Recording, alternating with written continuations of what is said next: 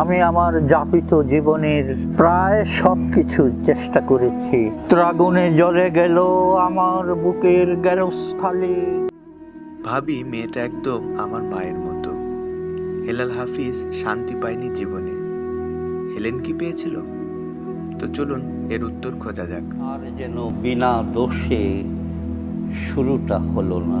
School জীবনে হেলেনের প্রেমে পড়ে হেলাল হাফিজ। দুজনে চুটিয়ে প্রেম করে, কিন্তু বিয়ে হয়নি। দারোগা পিতা হেলেনের ক্ষুদ্র স্কুল শিক্ষকের ছেলের সাথে বিবাহ দিতে রাজি হয়নি।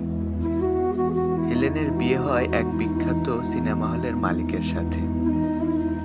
রাগে অভিমানে হেলাল হাফিজ 2 সপ্তাহ খায়নি কিছু, কারো সাথে কথা বলেনি।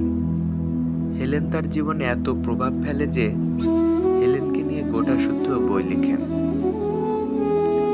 কিন্তু হেলেনের কি হয়? না, হেলেন স্বার্থপরের মতো ভালোভাবে বাঁচতে পারেনি, বেচারি। হেলেনের জামাই অনেক বইয়ের সাথে বইমেলা থেকে যে জলে আগুন জলেও কিনে নেয়, হেলেন বইটা পড়ে দেখে গোটা বইয়ে শুধু সে।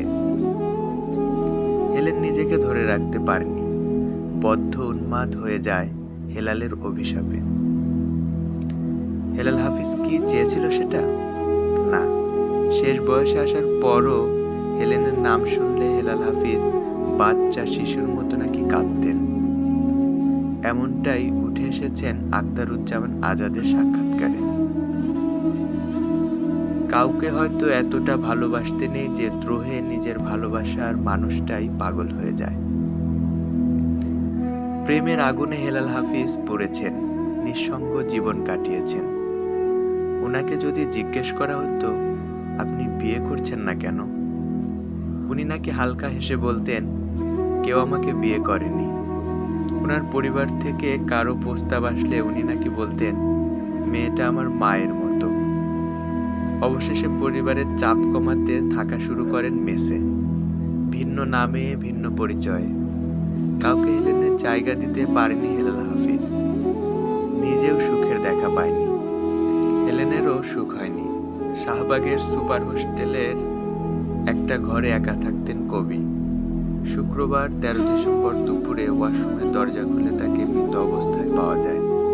প্রায় 30 মিনিট চেষ্টার পর দুপুর 2:15টার দিকে ওয়াশরুমের দরজা ভেঙে খোলা হয়। পড়ে গিয়ে মাথায় আঘাত পেয়েছিলেন তিনি, হয়েছিলেন রক্তাক্ত। এরপর বঙ্গবন্ধু শেখ মুজিবুর মেডিকেল বিশ্ববিদ্যালয় হাসপাতালে নেওয়া হলে কর্তব্যরত চিকিৎসক তাকে মৃত ঘোষণা করেন। জীবনে যেটা পাওয়ার কথা সেটা পায়নি কবি। দোয়া করি আল্লাহ তাআলা পরপারে ওনাকে সেটা দিন। তো ভিউয়ার্স, এতক্ষণ আমাদের সঙ্গে থাকার জন্য আপনাকে ধন্যবাদ।